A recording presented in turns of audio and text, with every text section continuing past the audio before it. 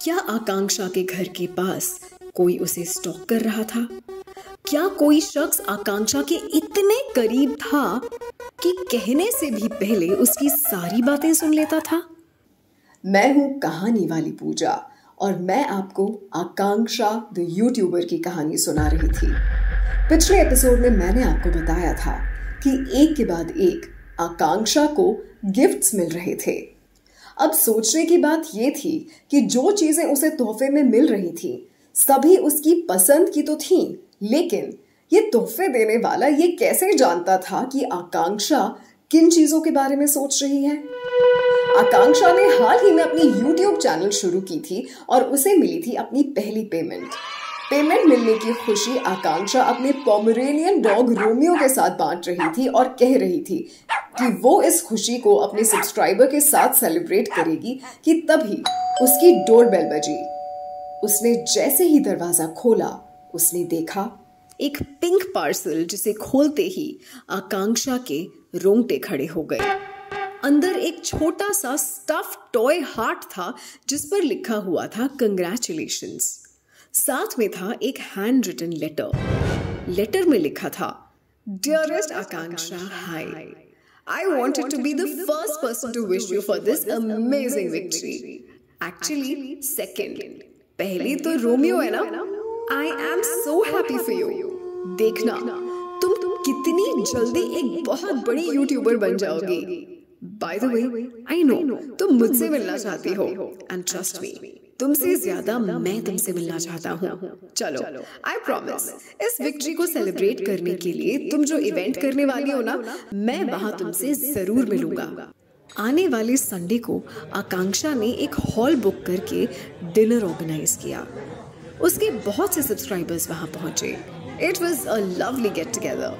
9 बजे इवेंट खत्म हुआ और सभी सब्सक्राइबर्स आकांक्षा के साथ एक फोटो खिंचवाकर चले गए। आकांक्षा अपने सीक्रेट एडमायरर का इंतजार करती रही। उसका कुछ अता पता नहीं था। डिसअपॉइंटेड, आकांक्षा ने अपने ड्राइवर को कॉल किया और उससे कहा कि वो रोमियो को लेकर हॉल के बाहर उससे मिले। आकांक्षा स्टेज से उतर ही रही थी कि सामने से किसी के गाने की आवाज आई, Congratulations and celebrations। आकांक्षा ये आवाज सुनकर वहीं रुक गई।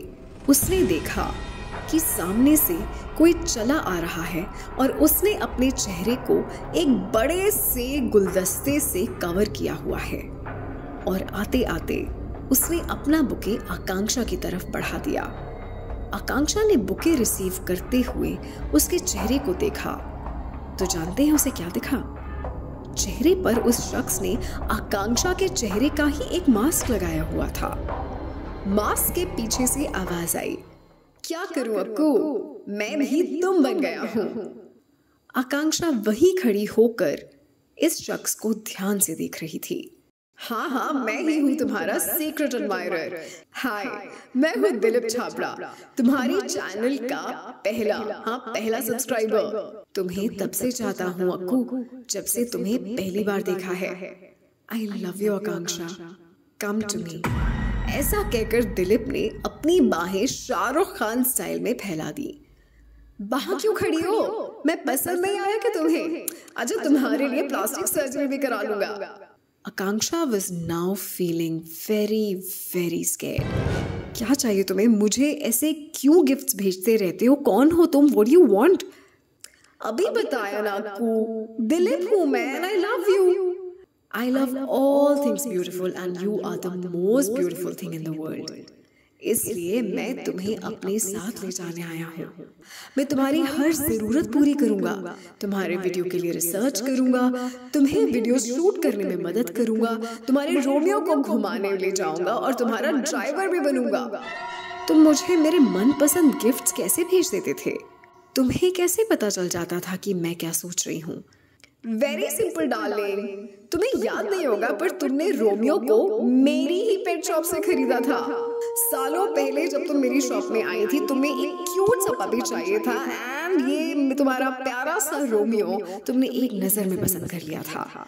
मैंने तुमसे कहा था कि 1 घंटे में उसके सारे पेपर्स के साथ तुम्हारे पास डिलीवर करवा दूंगा। वो गोल्ड प्लेटेड कॉलर जो रोमियो के गले में है ना, वो मेरा पहला गिफ्ट था तुम्हारे लिए। जानती हो, उसमें है एक छोटा सा माइक। अब तो तुम समझ ही गई होगी कि जब तुम अपने दिल की बात अपने बेस्ट फ्रेंड रोमियो के साथ शेयर करती थी तो तुम्हारे दूसरे बेस्ट फ्रेंड के पास पहुंच जाती थी, यानी कि मैं। अच्छा सुनो यार, बहुत बातें हो गई। नाउ कम टू मी अकुना। आकांक्षा ने स्टेज के दूसरी तरफ भागने की कोशिश की, पर दिलीप स्टेज पर चढ़ गया। आकांक्षा को खुद से दूर जाते हुए देख उसने साइड में रखा हुआ बड़ा सा स्पीकर स्टेज पर पटक दिया। माइक की आवाज गूंजी और स्टेज बीच में से टूट गया। आकांक्षा इस टूटे स्टेज के बीच गिर पड़ी। उसके सर पर एक पत्थर लगा और वो बेहोश हो गई। दिलीप डरते हुए आकांक्षा की तरफ बढ़ा कि तभी उसे लगा कि उसके पैर पर बिजली गिर गई हो। उसने देखा कि उसके पैर रोमियो के मुंह के अंदर थे।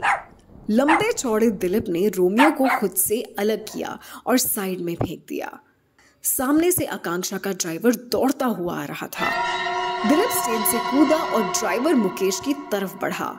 दोनों में जम के हाथापाई हुई और दिलीप ने अपना हाथ मुकेश के गले पर कस दिया कि तभी दिलीप के सर पर एक जोरदार वार हुआ। आकांक्षा ने एक ईंट उसके सर पर मार दी थी। दिलीप वहीं ढेर हो गया। लंगड़ाते हुए आकांक्षा ने रोमियो को हिलाया। रोमियो को थोड़ी चोट जरूर लगी थी, पर वो ठीक था। आकांक्षा ने उसका कॉलर उतार फेंका और उसे गोद में उठाकर लंगड़ाते हुए चल दी। तो ये थी आज की कहानी, जिसका आइडिया मुझे दिया था मेरी सब्सक्राइबर रेणुका ने। Thank you so much Renuka. अगर ऐसे स्टोरी आइडियाज आपके भी हैं तो मुझे कमेंट्स में बताइए या फिर मुझे मेल कीजिए। मेरा मेल आईडी आपको डिस्क्रिप्शन में मिल जाएगा।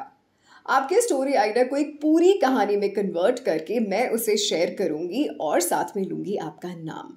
बस एक बात का ख्याल रहे कि ये कहानियां suspense, thriller, murder, mystery, horror वाली ही हों। मैं हूँ कहानी वाली पूजा।